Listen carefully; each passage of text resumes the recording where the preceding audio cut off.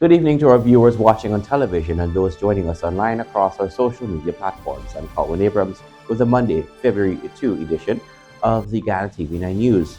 In the headlines tonight, President Ali calls for stronger Belize-Ghana partnership, regional cooperation and climate action. Chief Justice delays extradition ruling in high-stakes Mohammed case, recess decision for February 9. Speaker Manzoor Nadir unveils new guidelines to bolster transparency and order in the National Assembly, and opposition-nominated GCOM commissioners agree to meet Mohammed but reject discussion on their removal. Now for the news in depth. Bounded by history and a shared vision for the future, Ghana and Belize are tightening their bilateral grip. Addressing a joint sitting of Belize's National Assembly, President Dr. Mohamed Irfan Ali called for a transition from mere diplomacy to a powerhouse regional partnership. From food sovereignty to climate justice, here is how the president plans to reshape the Caribbean landscape. President Ali, addressing a joint sitting of Belize's National Assembly, said Belize and Ghana are bound by more than just diplomacy, pointing to their shared history of colonization, common resolve to protect independence and sovereignty, and aspirations grounded in dignity, stability, and progress. He highlighted the importance of representative democracy, noting that strong parliamentary institutions in both countries form the foundation of accountability, political stability, and national development, while reinforcing democracy as a shared value. Turning to environmental stewardship, the president said Belize and Ghana are among the most environmentally significant small states globally, possessing vast tropical forests, freshwater resources, and rich biodiversity. He noted that these assets provide global ecosystem services such as carbon sequestration and climate regulation, and therefore carry both national and international responsibilities. Belize and Guyana serves as careful custodians of environmental heritage, whose preservation is vital not only to our national development, but also to regional and global ecological balance. And that is why we have a joint responsibility to monetize this most important global asset, and the world in turn has a responsibility to ensure that economic value of these assets are passed on to the peoples of our countries. The president underscored the shared vulnerabilities of small states, including exposure to climate change, economic shocks, energy and food insecurity, and challenges to territorial integrity. He said rising sea levels, extreme weather events, and coastal erosion pose existential risks to Caribbean nations. President Ali called for market-based climate solutions rather than reliance on aid, stressing that environmental services provided by small states must be properly valued by the global community. Food security featured prominently in his address, with President Ali supporting the call for regional leadership in agriculture. He said Belize and Guyana must work together to ensure food security for the Caribbean and to remove artificial trade barriers that restrict regional agricultural production. It's been particularly vulnerable to shifts in external market conditions, fluctuations in global commodity prices, disruptions to supply chains, and changes in international financial and trade environments have periodically exposed our economies to sudden and disruptive shocks. These vulnerabilities are compounded by limitations inherent in small domestic markets. The scale of our economies restrict opportunities for efficiency and growth. He said Ghana is ready to partner with Belize and other CARICOM states to meet the regional target of reducing the food import bill by 25% by 2030. Achieving this goal, he said, will require sustained investment in agriculture, the adoption of modern technologies, climate-resilient farming practices, improved logistics, and greater emphasis on agro-processing. President Ali also stressed the importance of energy security, noting that high and volatile energy prices undermine economic growth in small states. He called for diversification of energy sources, expanded use of renewable energy, improved energy efficiency, and greater regional cooperation, while encouraging stronger citizen and private sector ownership of food, energy, and technology systems. On regional integration, the President reaffirmed the importance of the Caribbean community, describing it as resilient and relevant after more than 50 years. He said regional cooperation strengthens sovereignty rather than weakens it, enabling small states to negotiate globally from a position of confidence and unity. Colwyn Abrams, Ghana TV9 News. The three opposition-nominated commissioners of the Ghana Elections Commission, GCOM, have agreed to meet with opposition leader Azruddin Mohammed, but only under one clear condition. Their removal from the commission will not be on the agenda. Adana Doric reports. Mohammed had sought a meeting with Vincent Alexander, Charles Corbin, and Desmond Chapman on Sunday at the We Invest in Nationhood WIN party headquarters. The commissioners, however, declined the invitation, posing a neutral venue instead. In a letter dated Saturday, January 31, 2026, the trio emphasized that there is no legal or procedural basis to discuss their continued tenure as GCOM commissioners. Quote-unquote, "We, the current commissioners of GCOM, are cognizant of WIN's public pronouncements about our status and your calls for our resignation. In addition to some disparaging remarks, in these circumstances, we do not accept that there is any basis for a meeting to discuss our status as commissioners," the letter stated. The main opposition party, WIN, has repeatedly called for the replacement of the three commissioners originally nominated by the People's National Congress Reform (PNCR) and later APNU-AFC with its own nominees. The commissioners maintain, however, that no legal mechanism currently exists for their removal. Despite this, Alexander, Corbin, and Chapman signal their willingness to meet with Mohammed in his capacity as opposition leader to discuss GCOM matters, clarifying that such decisions will exclude any conversation about their status on the commission. Quote-unquote, "Recognizing your status as leader of the opposition, we accept our responsibility, are happy to, and hereby agree to meet with you and or your representatives on all matters pertaining to GCOM, other than our status, which is a sine qua non subject to legislative or judicial intervention," the letter added. The invitation from Mohammed came shortly after his meeting with GCOM Chairman Justice retired Claudette Singh, who confirmed that she lacks the authority to remove the opposition-nominated commissioners. At least one of the commissioners has suggested that if they are expected to resign, then the chairman should also resign, pointing to the same nomination process that brought them into their current positions. Adana Dor, Ghana TV9 News.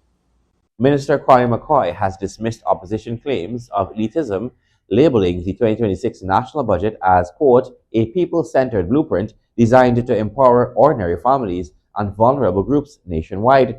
McCoy countered critics by insisting that fiscal measures are universal, aiming to drive economic independence across every region rather than benefiting a select few. Minister McCoy strongly rejected claims that budget caters to friends, family, and favorites, calling those accusations hollow and politically driven. He said critics have failed to identify any group left out of the development process. The minister maintained that the budget benefits all Guyanese equally, from pensioners and school children to workers and small business owners, regardless of background or political affiliation. Those criticisms for me are always very hollow. And I'm not saying that lightly, because when you examine them, it's just buzzwords and phrases without any true meaning to it, without being able to demonstrate where there have been the absence, a list of any group that have been missed in this process of development. Where are the persons without the opportunity of accessing loans at the bank or mortgages or any of our services that we offer as a government?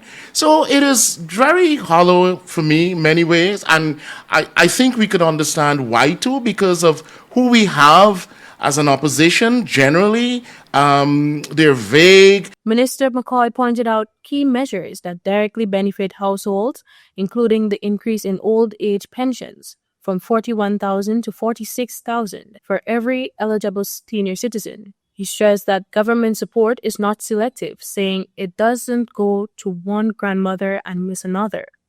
The minister also highlighted the expanded $85,000 cash grant for children as further proof that the budget helps families in every community. The friends, families, and favorite who stand to benefit from us in this government are every single citizen of this country. That when we talk about, for example, increasing pensions, it doesn't go to Kwame's grandmother and the person who lives down the road, grandmother, doesn't get it. It doesn't go to the elderly woman in Crabwood Creek and misses the elderly woman in, let's say, Camberville or Kitty. It applies and it reaches every single person. Yes, friends, families, favorites. When we talk about the Because We Care cash grant, who does it go to?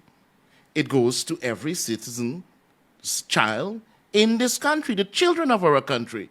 As national budget debate starts, Minister McCoy urged Guyanese to judge the budget by its practical value rather than political noise. He said the government is confident in its record of delivering for the people and remains committed to transparency and inclusiveness. The minister insisted that Budget 2026 reflects a clear purpose. The minister insisted that Budget 2026 reflects a clear promise to continue building a country where every citizen has access to opportunities, support, and improved quality of life. Faith Sandy, Guyana TV9 News. Ghana's mining sector continues to be a major pillar of the national economy, recording strong growth in 2025 and positioning itself for further expansion in the coming years, according to the Deputy Commissioner of the Ghana Geology and Mines Commission, GGMC, Jack Foster, who noted that the sector contributed 14.3% of Ghana's gross domestic product last year. Foster congratulated miners and the wider mining community for what he described as a strong performance in 2025. Here's more. According to the Deputy Commissioner of the Ghana Geology and Mines Commission, GGMC, Jack Foster, gold declarations reached 484,320 ounces in 2025, with the gold subsector growing by 11.6%. Significant growth was also recorded in other mining areas, including bauxite, which expanded by 53%, while other mining and quarrying activities, including sandstone, manganese, and diamonds, grew by 28.9%. With sustained high global gold prices since 2024, Foster said the mining sector remains highly attractive for investment. He disclosed that the sector grew by 17.6% in 2026 and pointed to a positive outlook for gold mining, particularly with new large-scale operations expected to come on stream in 2027 and 2029. The future of gold is bright in Guyana, more so with new large-scale mining operations coming on stream in 2027 and 2029. Now is the time to mine. Now is the time to invest in mining. With recent tabling of the 2026 National Budget in Parliament by Honourable Minister Ashley Singh, the volume of information can be overwhelming. The MNR and GGMC understands what is of interest to miners and the mining community. Among the key measures highlighted is the reduction of taxes on double cab pickup vehicles, which Foster said are essential rather than luxury items for miners, particularly for transporting workers and supplies. He also pointed to the removal of taxes on all-terrain vehicles, ATVs, and outbound engines up to 150 horsepower, describing ATVs as workhorses of the mining industry. Foster said the tax-free access to outbound engines would be especially beneficial to Amerindian villages and riverine communities, many of which are actively involved in mining. The Deputy Commissioner also welcomed the continuation of 0% excise tax on fuel, noting that fuel remains one of the most critical inputs in mining operations. He said the measures would help reduce transportation and operational costs across the sector. This will result in lower transportation costs and operational costs for miners. There is a removal of VAT and duty on security equipment, which provides miners in having the option of managing their operations remotely. There is also the $7.5 billion in continued support to Amerindian communities. Many Amerindian communities engage in mining, and in addition to the income from such activities, this sum of $7.5 billion is allocated for further support. The above measures are in addition to concessions that exist on mining spares and accessories that are already in existence and have not been retracted. Let me use this opportunity to remind the sector that the MNR GGMC also continues to provide free training and opportunities for the mining sector through the mining school. Foster underscored the importance of compliance with mining laws and regulations. He stressed that while the government supports mining at all scales, operations must be conducted lawfully. Miners, he said, must obtain the necessary permits, licenses, and approvals before commencing operations. GGMC officers are deployed across more than 28 locations nationwide to ensure compliance, regardless of the size of the operation or the nationality of the operators. Addressing concerns over access to mining lands, Foster said the Ministry of Natural Resources and GGMC plan to hold additional mining land lotteries in April and May, providing miners with opportunities to secure their own claims. He also reminded miners that all gold must be sold in Guyana to the Guyana Gold Board or licensed gold dealers. The Gold Board currently operates offices in Mahdia, Georgetown, Marudi, Bartica, and Port Kaituma, with new locations expected to open in Region 7 in early February. Colin Abrams, TV9 News. Minister of Housing Colin Crowell has raised concern over state-allocated homes being hurriedly advertised for resale, calling it unfair to families who genuinely need them. Beneficiaries are prohibited from selling their homes within the first 10 years, and Crowell emphasized the government will take strong action against anyone who violates this rule, though renting the homes remains allowed. Highlighting the government's commitment to tackling the housing shortage, he noted that over 50,000 house lots have been distributed and 2,000 homes built in the last 5 years, with a goal of constructing 40,000 more over the next 5 years.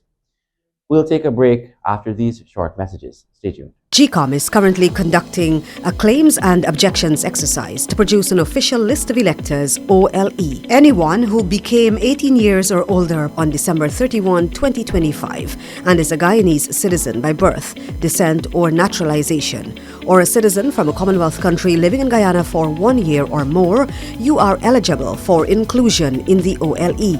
GCOM has posted the preliminary list of electors, PLE, in all of the registration divisions across Guyana for you to check if you are listed, and if so, whether your particulars are accurate. You can object to anyone who you believe does not qualify for inclusion in the OLE. To do so, you must be listed in the same divisional list as a person you are objecting to. You must visit the GCOM registration office responsible for your area of residence to make an objection. It is an offense to make false objections. The objections aspect of this exercise will end on Thursday, January 22, 2026. For more information, contact the GCOM on 225-0278-9 or visit www.gcom.org.gy.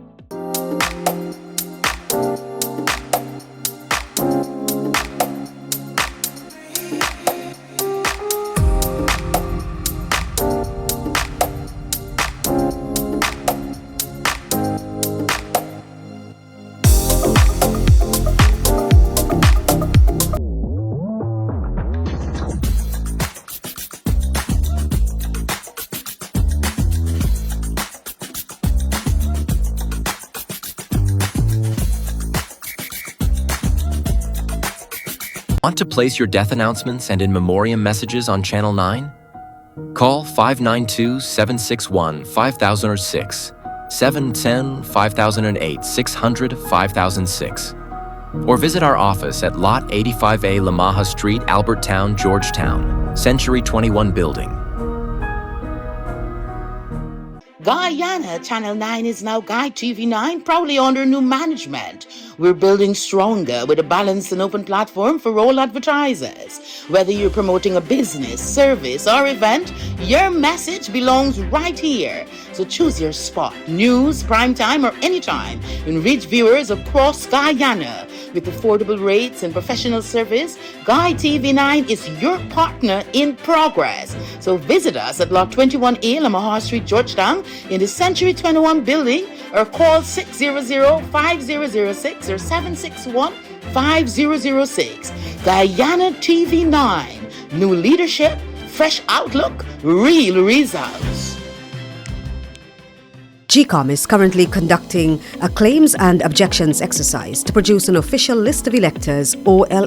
Anyone who became 18 years or older on December 31, 2025, and is a Guyanese citizen by birth, descent, or naturalization, or a citizen from a Commonwealth country living in Guyana for 1 year or more, you are eligible for inclusion in the OLE. GCOM has posted the preliminary list of electors, PLE, in all of the registration divisions across Guyana for you to check if you are listed, and if so, whether your particulars are accurate.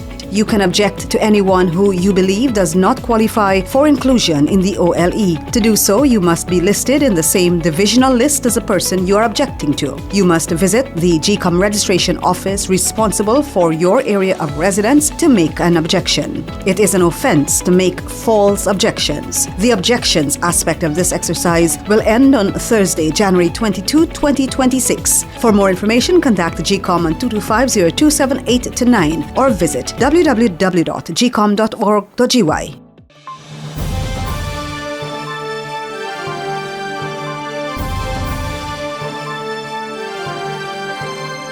Welcome back. You're watching the Guyana TV9 News Bulletin.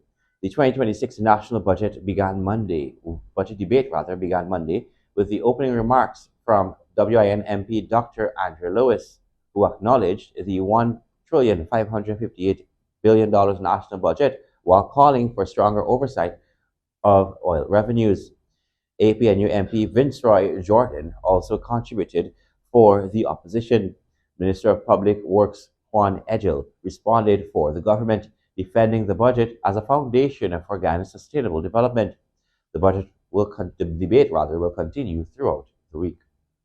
Rooted in the theme, putting people first, Prime Minister Brigadier Retired Mark Phillips asserted that Budget 2026 is the culmination of a consistent effort to improve the quality of life for all Guyanese through massive investment in energy, infrastructure, and social programs.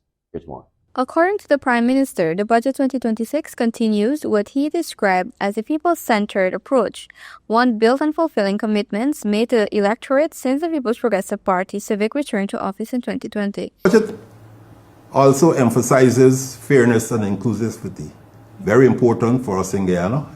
Not only development on the coastland, but also development in the hinterland, ensuring our hinterland, riverine, youth, and elderly populations all benefit from this budget. And therefore, it's a people-centered, people-first budget. A major example cited by the Prime Minister was the Because We Care cash grant for school children. According to Phillips, the program was restarted in 2020 after being discontinued under a previous administration with a clearly defined plan for annual increases. He explained that the grant began at $15,000 per child and rose steadily to $50,000 over 5 years. Under Budget 2026, he said, the grant will increase to $60,000 with an additional $20,000 allocated for transportation and $5,000 for school uniforms. We started the Because We Care, and there's a little history behind it. It started in a previous PPP-C government. Then we had a change. These policies, he stated, will help cushion households from global inflationary pressures while maintaining economic stability. He referenced Ghana's inflation rate of approximately 2.5% as evidence of what he described as sound macroeconomic management. Taken together, Phillips' remarks positions Budget 2026 as part of an ongoing effort to reinforce public confidence in government's delivery, particularly in a context where economic growth, social support, and infrastructure expansions are unfolding simultaneously. Whether this strategy translates into sustained public trust will depend on the continued execution of the commitments outlined, a point the Prime Minister appeared keenly aware of as he returned time and again to the language of promises kept. Adana Doric, Guyana TV9 News. Acting Chief Justice Navendra Singh has postponed his ruling in the closely watched extradition challenge brought by U.S. indicted businessmen Nazar Mohammed and his son Azruddin Mohammed, pushing the decision to February 9, 2026. Here's more from Adana Doric. The ruling, initially slated for February 2nd, was deferred without explanation, according to attorneys involved in the proceedings. The case, which has drawn intense public and political scrutiny, merges a constitutional challenge with a judicial review of the process used by the Minister of Home Affairs to authorize the Mohammed's extradition to the United States. During earlier hearings, the Mohammed's legal team mounted a forceful attack on the extradition process, arguing that it was tainted by political bias and procedural unfairness. Attorneys Saya Durjan, senior counsel Roycel Ford, and Damien De Silva contended that Home Affairs Minister Onish Walren's association with the governing People's Progressive Party Civic created a clear conflict of interest. They argued that public statements by senior political figures had already cast the Mohammeds as guilty of the very offenses underpinning the extradition request, giving rise to a reasonable perception that the minister's decision was prejudged. Georgian went further, asserting that the minister's political alignment effectively placed her in the role of a prosecutor seeking the applicant's prosecution, thereby disqualifying her from issuing an authority to proceed. The state has categorically rejected those claims. Senior counsel Douglas Mendes, appearing on behalf of the minister, maintained that the issuance of an authority to proceed is a strictly administrative act, not a judicial one. He argued that the minister's role is limited to assessing whether the extradition request satisfies statutory requirements and does not involve determinations of guilt or political motivation. Mendes likened the function to that of a police officer laying charges, stressing that it does not amount to a trial or adjudication. He also evoked the doctrine of necessity, noting that extradition decisions are inherently bound up with the international relations and political realities, making delegation of the function impractical and unrealistic. Attorney General Anel Nandlal SC, the second respondent in the matter, described the judicial review application as fundamentally defective. He argued that the Mohammed's case relied heavily on excerpts from political speeches while ignoring the wider factual backdrop of their commercial activities and the sanctions imposed by the United States. Nandal emphasized that the Mohammeds only entered the political arena after U.S. sanctions were imposed and extradition proceedings commenced, insisting that political engagement cannot be used as a shield against lawful extradition. He further stated that there is no evidence that the minister or any other state official acted unlawfully or failed to comply with the Fugitive Offenders Amendment Act. According to the Attorney General, all statutory procedures were followed and the application failed to meet the high legal thresholds required to justify judicial review. Acting Chief Justice Singh had previously given the parties until January 19 to file supporting authorities. He has now set February 9, 2026 as the date for delivery of his ruling. The proceedings stem from a request by the United States for the extradition of the Mohammeds, who are accused of operating an international criminal enterprise involving alleged gold smuggling, tax evasion, and money laundering. Both men face 11 criminal counts in the U.S. Southern District of Florida and were sanctioned in June 2024 by the U.S. Treasury Department's Office of Foreign Assets Control. The Mohammeds, proprietors of the Mohammeds Enterprise, remain on $150,000 bail each. They have now surrendered their passports and are required to report weekly to the Rumville Police Station as the extradition battle continues. Adana Dork, Guyana TV9 News. Campbellville youth now have a new home for hoops following the official handing over of a modern all-weather basketball court, rebuilding what was lost during the Conversation Tree Road extension. The upgraded facility features a rain-resistant surface, floodlights, and pavilion to support safe, year-round play. Which more from Faith Sandy. Minister of Public Works Bishop Juan Edgel emphasized the importance of community consultation and engagement in the project. He praised residents for their input, which shaped the design and ensured the facility met their needs. Cost was secondary. Community satisfaction was number one, Edgel stated, noting that the ministry plans to sponsor annual tournaments at this site for at least the next 3 years. And we consulted with the community. Is this okay? Would you accept that? Would you? And everybody said yes, but we want it done in a particular way. And I'm so proud that we were able to listen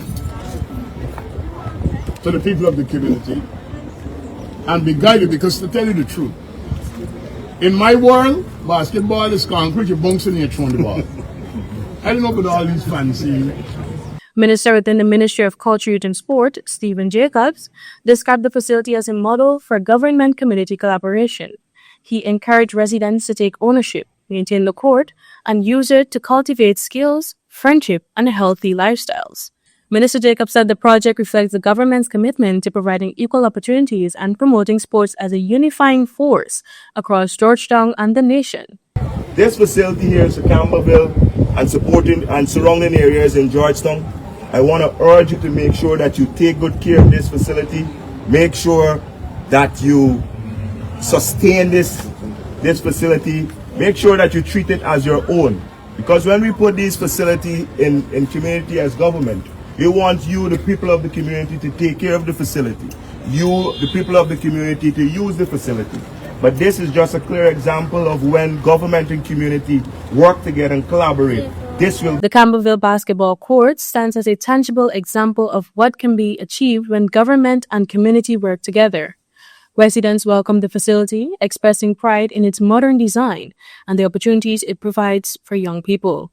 With this project, Campbellville sets a precedent for other communities, signaling a brighter, more active future for youth and stronger community engagement. Faith Sandy, Guyana TV9 News. Adana Doric tells us now that in a move to strengthen order, security, and transparency, Speaker of the National Assembly Mansour Nadir has implemented new guidelines for media coverage during sittings, including the budget debate. Only a limited number of journalists will be admitted at a time, with access controlled through ID verification and temporary passes, while all official footage will be supplied by the Department of Public Information to ensure accurate and reliable reporting. With the focus on maintaining order and managing space effectively, only 5 journalists will be allowed in the Assembly at any given time to provide coverage. This measure ensures that coverage remains efficient and that the Assembly proceedings are not disrupted. Journalists selected to attend will be required to present valid identification such as national ID card or driver's license and will be issued temporary passes to facilitate smooth entry. In addition, the Speaker has clarified that only Department of Public Information DPI cameras will be permitted inside the chamber. Media outlets can access the official DPI footage, ensuring that coverage of parliamentary proceedings is accurate and consistent. For electronic media, this approach allows for standardized reporting and avoids logistical complications that arise from multiple independent camera setups. These measures are in line with best practices for legislative coverage around the world, balancing transparency with security and operational efficiency. The Speaker remains committed to upholding freedom of the press while ensuring the smooth conduct of parliamentary business. Media organizers are encouraged to utilize the official DPI feeds, which provide high-quality recordings of all proceedings. This system allows all media outlets to report accurately while minimizing disruptions to the Assembly. Meanwhile, the Guyana Press Association, GPA, has expressed strong concern over the new restrictions placed on media coverage of the ongoing budget debate in the National Assembly, describing the measures as an attack on press freedom.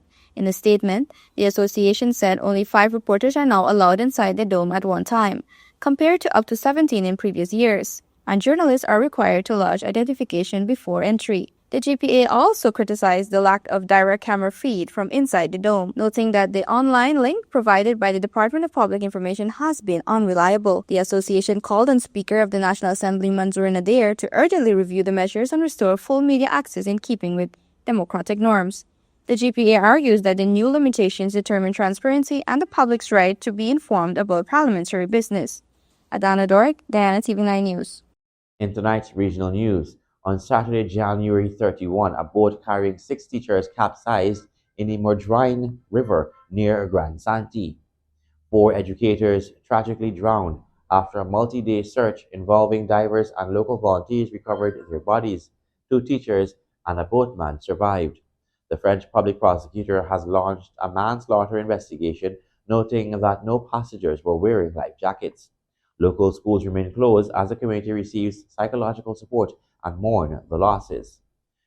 Across in Jamaica, heartbreak swept through the Gordon Penn community in St. Catherine on Saturday when 14-year-old Raheem Greenfield tragically lost his life while swimming in Rio Cobre. Friends and family say he went to the river at around 2:30 p.m., got in trouble, and despite efforts could not be saved. Raheem's body was recovered and taken to the Spanish Town Hospital, where he was pronounced dead, leaving the community in shock and mourning. Authorities plan to conduct a post-mortem as relatives, neighbors, and friends grapple with the devastating loss of a young life full of promise. A wave of sorrow hit eastern Ukraine on Sunday as a Russian drone strike targeted a bus carrying miners in Ternivka, killing at least 12 and injuring 15 others, leaving families and co-workers devastated.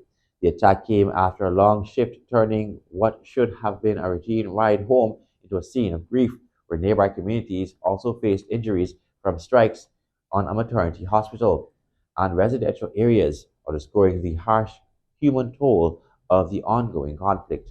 Those are our major headlines for tonight's newscast. For those and more trending stories, rather, follow us on our Facebook, YouTube, and TikTok platforms at GUI TV9.